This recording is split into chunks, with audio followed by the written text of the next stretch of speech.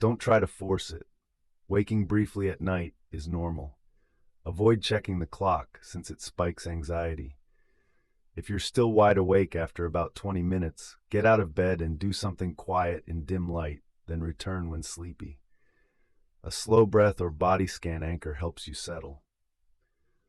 Why do I keep waking up at night, and how do I fall back asleep? The single most useful thing to know is that waking up at night is not a malfunction. Everyone surfaces briefly at the end of each sleep cycle. The trouble starts not with the awakening, but with what your mind does next. It switches on, checks the clock, and starts the math. That's the counterintuitive part. The harder you try to fall back asleep, the more awake you tend to become. Sleep isn't something you can force by effort. It arrives when arousal drops low enough to let it. So the real skill of getting back to sleep is not trying harder. It's getting out of your own way. Waking at night is common too. More than a third of people report waking at least 3 nights a week. The goal of this page is simple. Stop a normal awakening from snowballing into an hour of frustrated staring at the ceiling. Why is waking up in the night normal? Because sleep moves in cycles, and each cycle ends with a brief lift toward wakefulness. A full cycle runs roughly 90 minutes, and at the boundary between cycles, your brain naturally becomes more alert. Most nights you turn over and slide back under without ever remembering it. The back half of the night is lighter, with more dream stage and shallow sleep, and less deep sleep. That's why awakenings in the early hours are the ones you tend to notice. Noticing them is not the problem. Reacting to them is.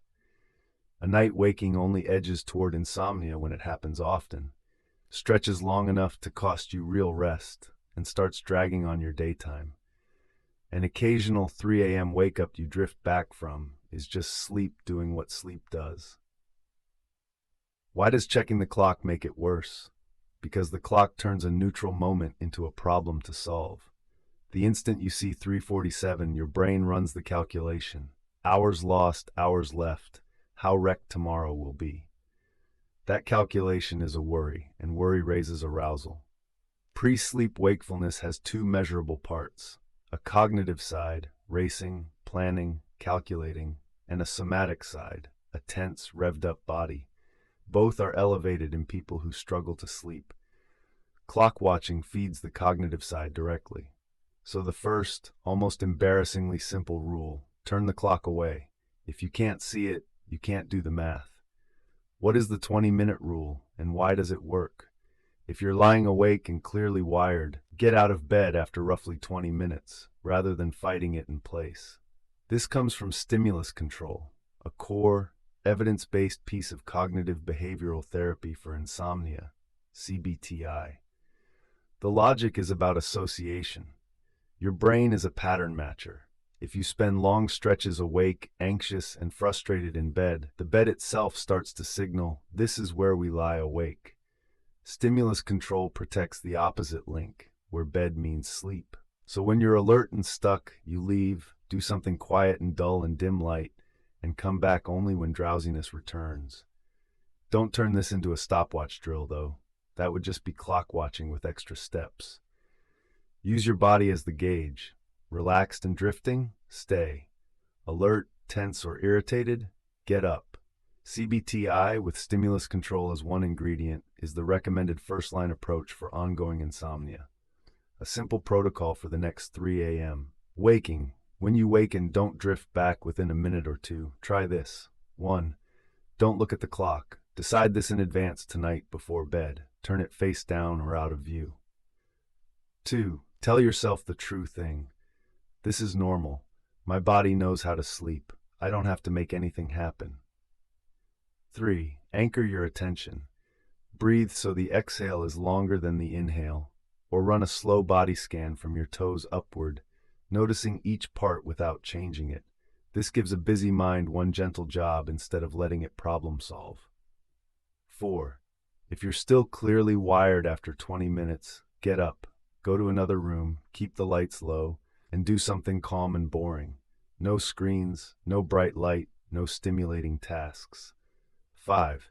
Return when sleepy, not before. Sleepy means heavy eyelids and a foggy head, not just tired of being awake. The breath and body scan anchor is doing real work, not just passing time. Practices that lower pre-sleep arousal have been shown to reduce it on validated measures. You're not forcing sleep, you're removing what blocks it. When to talk to a clinician. If you wake most nights, can't get back to sleep, and feel it in your days over the course of weeks, treat that as worth assessing rather than toughing out. Persistent sleep maintenance insomnia responds well to CBTI, which a clinician or a structured program can guide. This page is educational, not medical advice, and a professional can tailor an approach to you. Practicing the wind down so 3 a.m. is easier, Ray.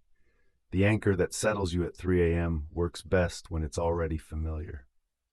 A breath-led body scan is hard to improvise when you're half awake and frustrated, but easy to follow when a voice walks you through it and you've done it before. That's exactly what a guided yoga nidra or body scan session trains. Lying still, lengthening the exhale, and moving attention through the body until arousal drops. Practice it at bedtime, and your nervous system has a path it already knows the next time you surface in the dark.